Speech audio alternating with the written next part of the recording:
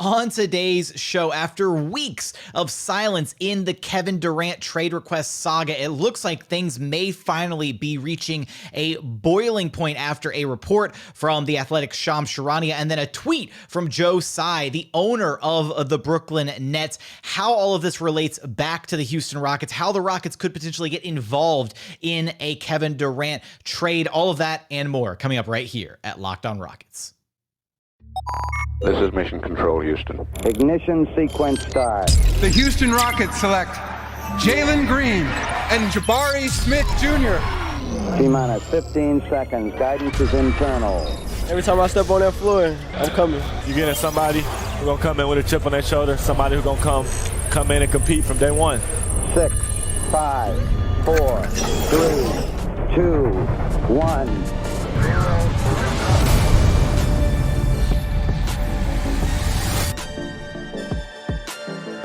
What's up, and welcome to another edition of Locked On Rockets, your daily podcast home for everything Houston Rockets basketball. As always, I'm your host, Jackson Gatlin, native Houstonian and credentialed media member. I'm also the host of Locked On NBA Mondays, host of the State of the Rockets podcast, as well as the founder of ClutchCityControlRoom.com. Be sure to follow along on Twitter at JT Gatlin, and the show, of course, at Locked On Rockets. We are free and available on every single podcast platform. That's Apple, Spotify, Google, Odyssey, everywhere you get your podcasts, including YouTube. Go to YouTube, search Locked On Rockets, like, comment, subscribe, all that good stuff. Now, today's episode is brought to you by BetOnline. BetOnline has you covered this season with more props, odds, and lines than ever before. BetOnline, it's where the game starts. Now, for today's show, we're going to talk about the latest in the Kevin Durant trade request saga as it relates back to the Houston Rockets after what felt like just weeks of silence, nothing moving on that front. We finally have some new information, a lot of juicy information to work with in regards to Kevin Durant and what it means in regards to the Houston Rockets and their control over the Brooklyn Nets draft picks moving forward, how the Rockets can, leverage this situation to the best of their ability to maximize their return on those potential assets that they currently own from the Brooklyn Nets. We're going to look at some trade hypotheticals, ways that the Rockets might be able to get involved as a third team and kind of grease the wheels for a Kevin Durant trade. But let's start with, and I will say, first off, thank you to everybody who submitted a mailbag question. We will get to those mailbag questions in our next episode, but I had some stuff happen, had to shuffle some things around, and so I'm still going to get to the mailbag questions, but this kind of had to take priority, unfortunately, just because we got to talk about what's going on with KD and the Brooklyn Nets, because their future is directly tied to the Rockets' future since the Rockets own their draft capital all the way through 2027. So let's take a look at the latest regarding Kevin Durant and the Brooklyn Nets. So Monday morning, Shams Charania takes to Twitter and essentially informs, or I apologize, Monday afternoon, jumps on Twitter and informs all of us, the NBA community, that in a meeting with Nets owner Joe Tsai, Kevin Durant reiterated his trade request and informed Tsai that Tsai needs to choose between Durant or the pairing of general manager Sean Marks and head coach Steve Nash. So that was already a lot to unpack, right? In the midst of all of this, right? After so much silence, after no new developments on the KD trade front, it really looked like things had completely stalled out in regards to KD, the Nets, Kyrie. It looked like the Nets may just be inclined to run things back next season or let it, enter training camp and just deal with this situation, kind of pushing it off, right? Kicking the can down the road a little bit. So first off, looking at this, if you're Kevin Durant, right, how do you go for this? This is the organization that has absolutely bent over backwards to cater to your every whim. And now you're issuing ultimatums on the way out the door, like after demanding a trade, wanting to get out, right? Now you're issuing ultimatums and you're trying to say, get rid of Sean Marks, get rid of Steve Nash. This is absurd, right? This is the organization. When you look at everything they've done for Kevin Durant, right? They signed him first off, right? And they signed him with the intent that they were going to pay him for a year of rehab. So that was, number one. They also brought along Kyrie Irving, his entire basket case, whatever, all of that, as, the much needed, all right, if you want me, you've got to sign Kyrie as well. So they signed Kyrie to get KD. They also signed DeAndre Jordan to a ridiculous albatross contract. They hired the head coach that KD wanted in Steve Nash, because remember, KD and Kyrie wanted Nash. They did not want, why am I blanking on his name? Head coach Kenny Atkinson. There we go. I don't know why I was blanking on Atkinson. They didn't want Kenny Atkinson. They wanted Steve Nash. So they got the head coach they wanted. And then not only that, a little bit further down the line, right, they realize, okay, we don't have enough, right? KD starts talking to James Harden. James Harden forces his way out of Houston, forces his way to Brooklyn. So he got Harden. KD has gotten everything that he has wanted from the Brooklyn Nets since joining that organization, and has yet to be able to deliver at the highest level. Now, I know you go back to not this past year's playoffs, but the previous one, right? Foot on the line against the Bucks. Like, maybe this whole situation changes. And there have been a lot of variables that have gone against the Brooklyn Nets throughout this whole situation, right? So I get that. But this is ridiculous from Kevin Durant. Like, this is this shows that one, James Harden got there, right? Was like, all right, I'm ready to win at the highest level with two all-star future Hall of Fame caliber teammates. And then it was a dumpster fire, and Harden was just the smart one who was like, all right, yeah, get me the hell out of here. I'm sick of Kyrie. I'm sick of KD and his whatever the passive aggressive crap he's got going on. Like, just get me out of here. So Harden made the right move, and he was the one who he got there last, and he abandoned ship first because he was smart and realized that situation was largely untenable as long as Kyrie continues to be doing Kyrie Irving-esque things.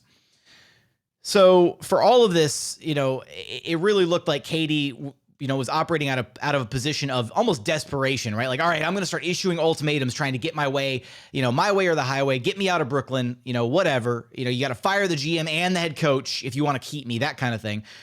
And then Joe Tsai comes on Twitter later Monday evening and issues a definitive statement that says, our front office and coaching staff have my support. We will make decisions in the best interest of the Brooklyn Nets. Boom, mic drop. If I could unhinge my mic and drop it on camera, I would, because holy crap, for an owner to come on Twitter and just drop a rebuttal of that magnitude is truly crazy. And you got to keep in mind, remember, that the way information is disseminated between Shams and Woj largely talks to front offices. He talks to teams. He talks to personnel. Shams talks to agents. Like, that's where a lot of their kind of unique ways of distributing information comes from. And so Shams is firing off all this info through agents, and he's kind of the mouthpiece there. So a lot of this is probably coming from KD's camp, and so for Joe Tsai to then jump on Twitter and basically debunk, or not debunk, but at least, say, hey, as far as the ultimatum goes, I'm sticking with my guys. I'm sticking with our coaching staff, our front office, they have my support. Now, whether or not that ultimately pans out, whether or not he sticks true to his word, maybe they ultimately cave against KD. I mean, this situation is basically a powder keg ready to blow. I was basically of the opinion that it was going to have to stall out. They were going to get to training camp, maybe try to run things back in the season like the Rockets did with James Harden, yada, yada, yada, all of this. And I don't think that's even a possibility at this point. I think that even if this does extend into training camp, there's no way that KD or Kyrie report to training camp. And this kind of screws up the leverage that the Nets have in the situation, because teams knew that KD wanted out, but he's also under contract for 4 years.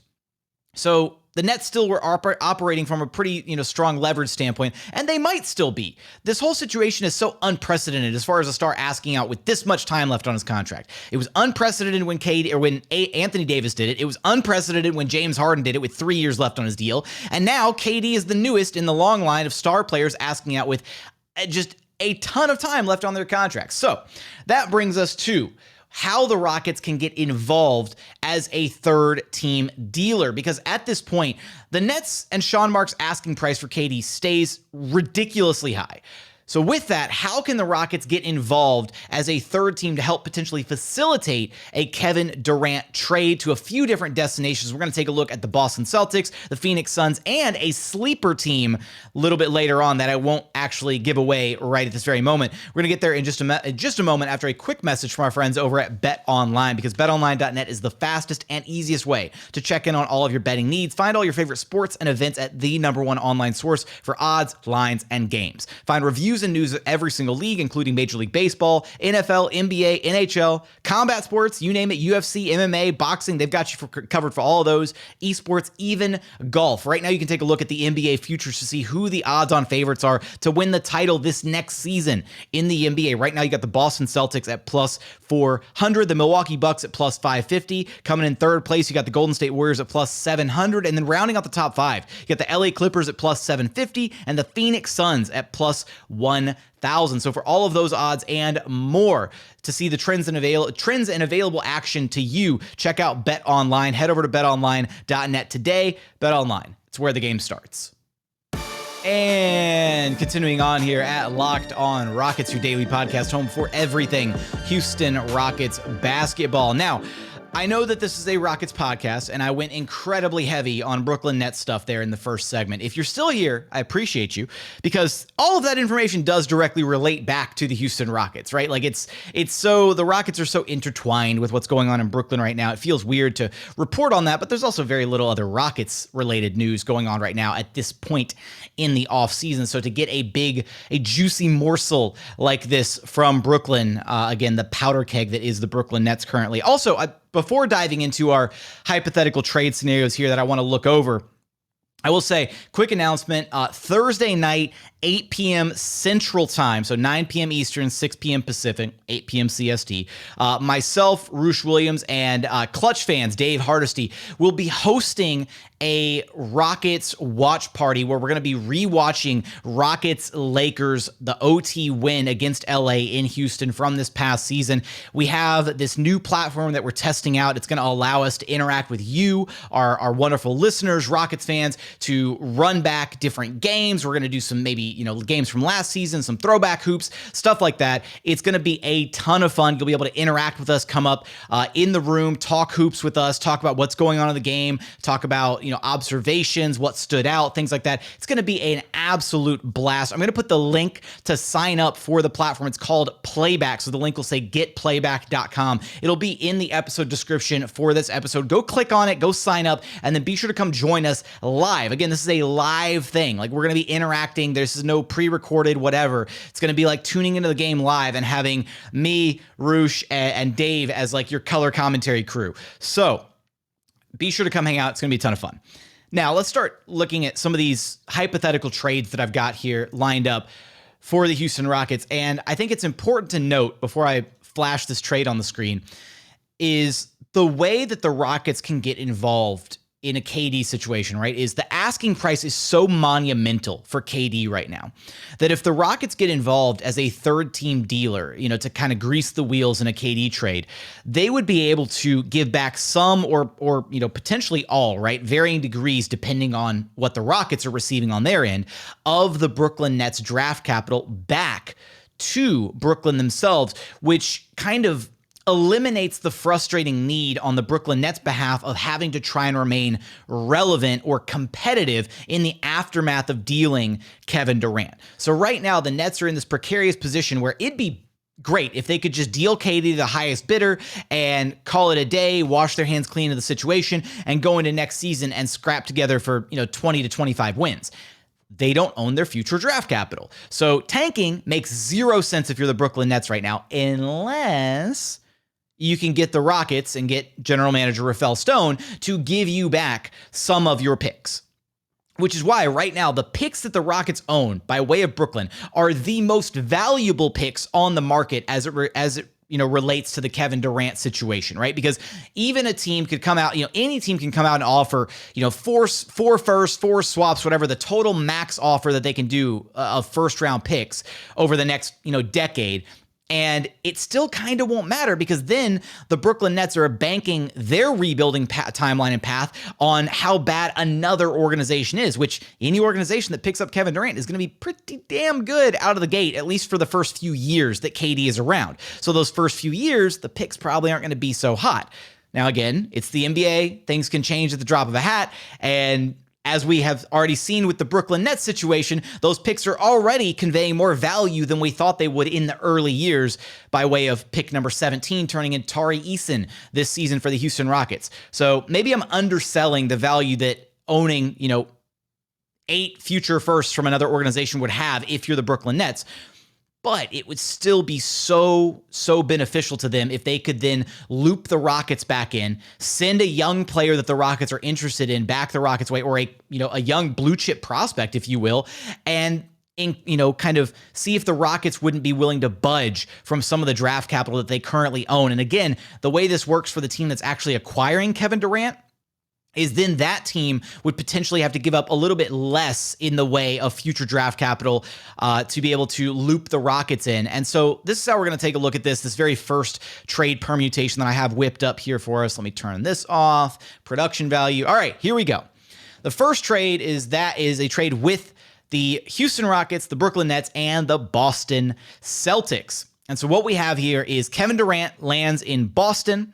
We have Jalen Brown landing in Houston, and then the Brooklyn Nets receive Eric Gordon, David Nwaba, Derek White, I should say, and then a swath of draft picks from both the Boston Celtics and the Houston Rockets. And so from the Boston Celtics side, the Celtics give up 2 firsts and 2 swaps. So they give up their 2024. Wait, did I do 2 firsts, 2 swaps? I did. There it is. They do their 2024 first all the way through their 2027 first. And so, again, you make it 2 firsts, 2 swaps. That's coming from Boston. And then from the Rockets side, they give up the 2023 swap that they own from the Brooklyn Nets. They give up the 2024 pick outright from Brooklyn, and then they give up the 2025 right to swap with Brooklyn, which currently the way that it looks on the page is, a first round pick via OKC or Brooklyn, because OKC owns the Rockets' right to swap. So the Rockets would walk away with one of those picks, but it would give up the Rockets' right to swap. So from the Rockets' perspective, they're giving up 1 outright pick and then 2 possible pick swaps with the Brooklyn Nets to acquire a player of Jalen Brown's caliber. To me, that is an absolute steal if you're the Houston Rockets. In fact, I tinkered with this so much trying to see what would be fair value. And maybe I'm completely off base here as far as what the value is from those picks. But when you look at what Jalen Brown provides you as far as his on-the-court production, all-star caliber player, fits a need, that the Rockets have at the wing position. He would slot in seamlessly and become the de facto starting wing next to Kevin Porter Jr., Jalen Green. I kind of love the fit. I love that he doesn't necessarily need the basketball in his hands to be super effective, but he's still a guy that you can give the ball to and he can get the job done. I mean, the defense the Houston Rockets would have with him in the lineup alongside Jabari and Tari and Jae'Sean Tate, it would be absolutely absurd. So this was trade, permutation number 1 here. Because again, if you're the Brooklyn Nets, getting Jalen Brown back would be really cool for KD. Jalen Brown is clearly the best player on the market right now that's on the table for Kevin Durant, possibly, depending on who you ask, because we've got that sleeper team that we're going to talk about in the third segment that emerged as a recent potential suitor for Kevin Durant as well. So you got Jalen Brown on the market. He's, total all-star caliber player, right? But if you're Brooklyn, do you feel super great about the return of Jalen Brown and then, maybe an equivalent pick package, or would you feel even better about the ability to bottom out right now, right? Bottom out this next season, bottom out the next couple years and actually rebuild the right way. Because then what we could see the Nets do is in the aftermath of the KD situation, they could then, fire sale all their other parts, right? Get rid of Kyrie, try to get rid of Ben Simmons, get rid of all the veterans on their roster, like Seth Curry and why am I blanking? Patty Mills, the other sharpshooter. There we go. See who wants, see who's interested in Joe Harris. They can start, fire selling all these different parts on their team to really bottom out and rebuild and try to get back, to the top, which is, bottoming out is the easiest way to do that. So rather than trying to maintain some semblance of competitiveness where you're stuck on the treadmill of mediocrity with, Jalen Brown as your best player and, you still have question marks about Kyrie and what Ben Simmons brings to the table. I don't know. There's a lot of question marks. I am of the belief that bottoming out is the right way to go about it for any organization. And this gives the Nets that chance to bottom out. And it gives the Rockets a clear-cut all-star caliber talent to add to an already exciting young core. Maybe giving up 3 of those Brooklyn picks is a little bit too much for Jalen Brown. The way that I still view it though, right, is it's giving up an outright pick and then those 2 swaps, remember? So the swaps are... that second swap is the one that's a little bit more painful to give up. Next year's swap the Rockets are still projected to be kind of a bad team next year. And so I think, even if the Rockets still bottom out and are worse than the Brooklyn Nets, they're not going to make that swap. So that swap has more importance for the pick to just belong to the Nets so that they feel that going into the season they can safely bottom out, rather than the Rockets holding on to that swap in the small hopes that Brooklyn somehow finishes with a worse record than the Rockets and has a higher stake at a lottery pick, or lands further up in the lottery, I should say, for like the Wemby sweepstakes or something.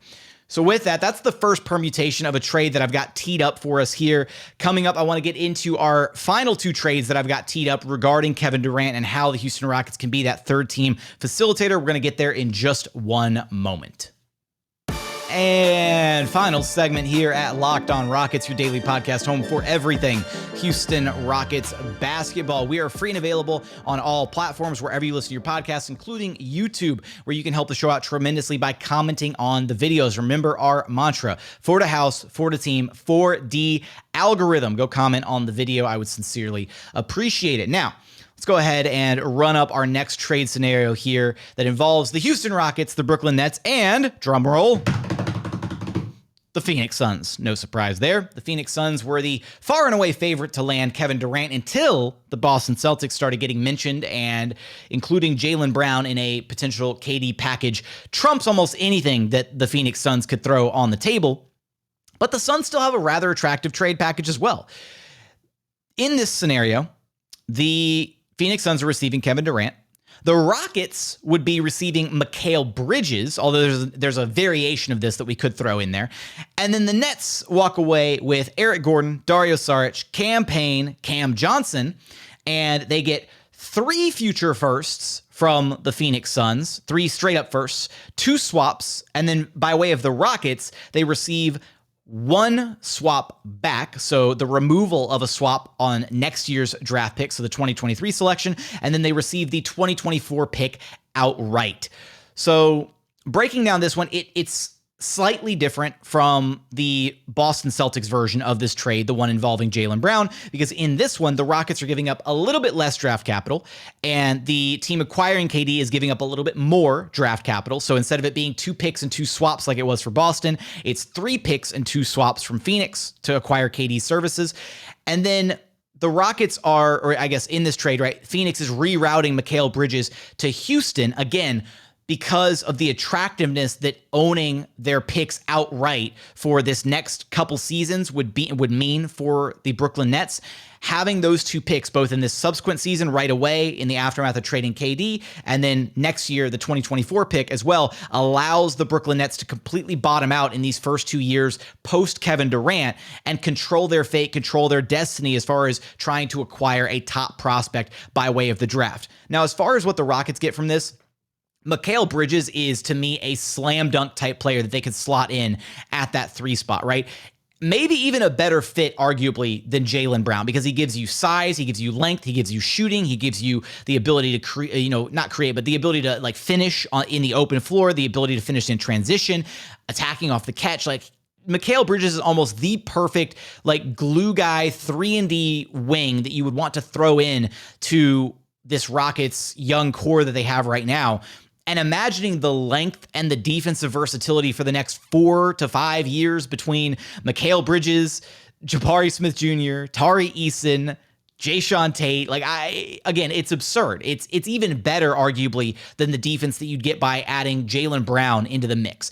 Again, maybe the ceiling isn't quite as high on Mikal Bridges. He's more of a super duper role player than he is, star type player or borderline star player like Jalen Brown, or at least, legitimate all-star in Jalen Brown. So the value becomes a little bit different if you're the Rockets, right? So they're only giving up the 1 outright pick and then the swap for next season. I think that's incredible value. Again, maybe I'm completely off base here in overvaluing these picks as it relates to the Brooklyn Nets. I really don't think I'm off base here, though, because again, this would be effectively another way of looking at this trade, right? Is if the Nets and the Suns orchestrated this trade just 1 for 1, right? It would then be like Sean Marks calling up Rafael Stone and saying, "Hey, Rafael, I'll give you Mikal Bridges for Eric Gordon straight up. Just give me a couple of those picks back." right? Just give me one or two, a couple of those picks that I already gave you back so that we can actually bottom out this next season and, actually have a chance at the Wembanyama sweepstakes or, Scoot Henderson, whatever. That's the same. That's kind of the way to view this. And in a vacuum, I do think Mikal Bridges and what he gives to the Rockets is just a slam dunk. That's no contest. But what the Nets get back from giving up a guy like Bridges, because if you're the Nets, you'd want to hold on to a talent like Mikal Bridges. But at the same time, Bridges already has his extension money going. He's getting paid a little over $20 million a year. If you're going to bottom out completely, Mikal Bridges would kind of fall into that category of players that you would then be trying to flip for more assets as you're a bottom, as you're a team at the bottom of the NBA scrap heap trying to build for the future. So why not go ahead and two birds, one stone it, and no pun intended with General Manager Rafael Stone, right? But loop the Rockets into the deal, send Mikal Bridges to Houston, and then get back control of your draft capital. So that's trade number 2 on the docket.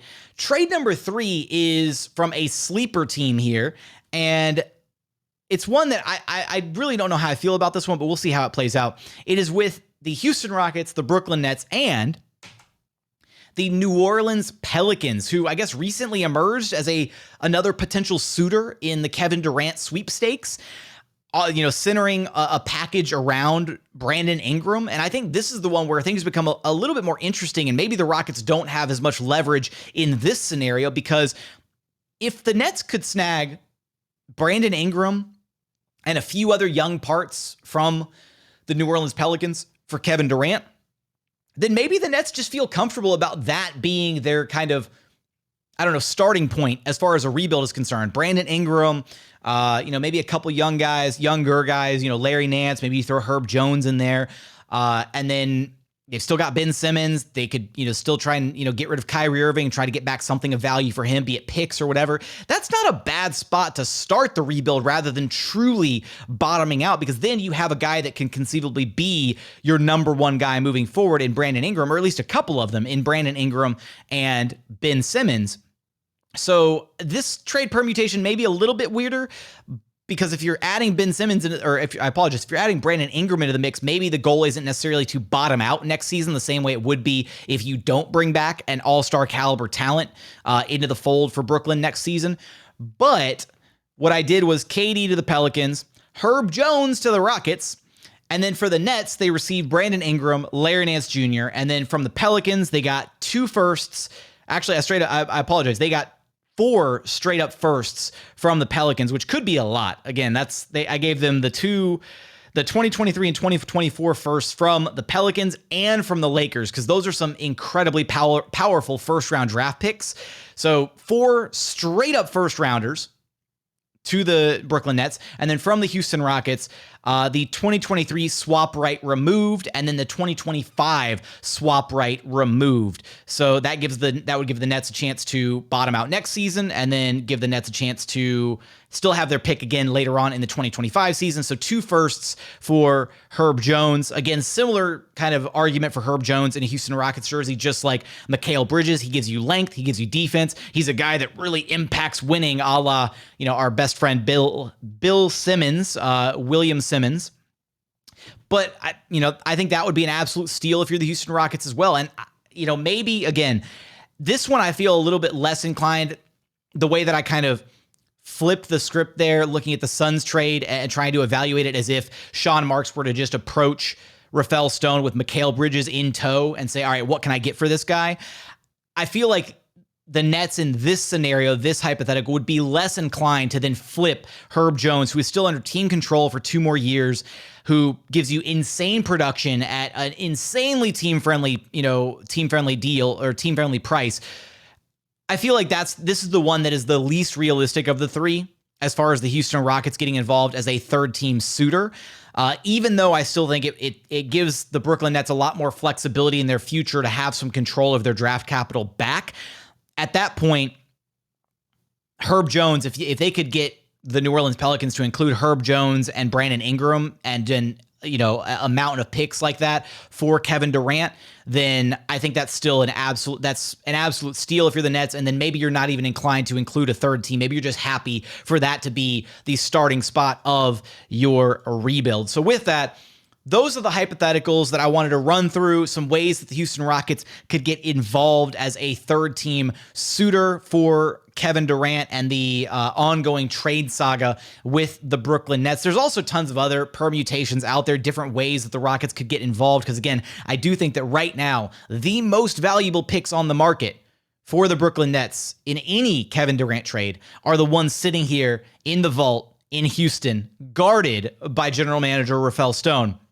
So whoever wants to acquire KD has to be knocking on the door of the Houston Rockets, trying to see if there's any way that they can get Stone and company to play ball, to be a third team facilitator. And the Rockets, again, are operating with a lot of leverage to potentially be able to bring back some blue chip young talent into the fold, into their already exciting young core. Of course, we're going to keep you posted for how this whole situation pans out. Any more breaking news regarding the Brooklyn Nets and what it means for the Rockets moving forward, we'll have you covered for that right here at Locked on Rockets. But that's going to do it for today's episode. As always, appreciate you so much for checking out the show. If you haven't done so yet, please consider subscribing wherever you listen to your podcast. That's Apple, Spotify, Google, the Odyssey app, free and available on all platforms. We're also on YouTube. Go to YouTube, search Locked on Rockets. Be sure to like, comment, and subscribe. But as always, thank you so much for watching. Thank you so much for listening. We look forward to having you back right here at Locked on Rockets, your daily podcast home for everything Houston Rockets basketball.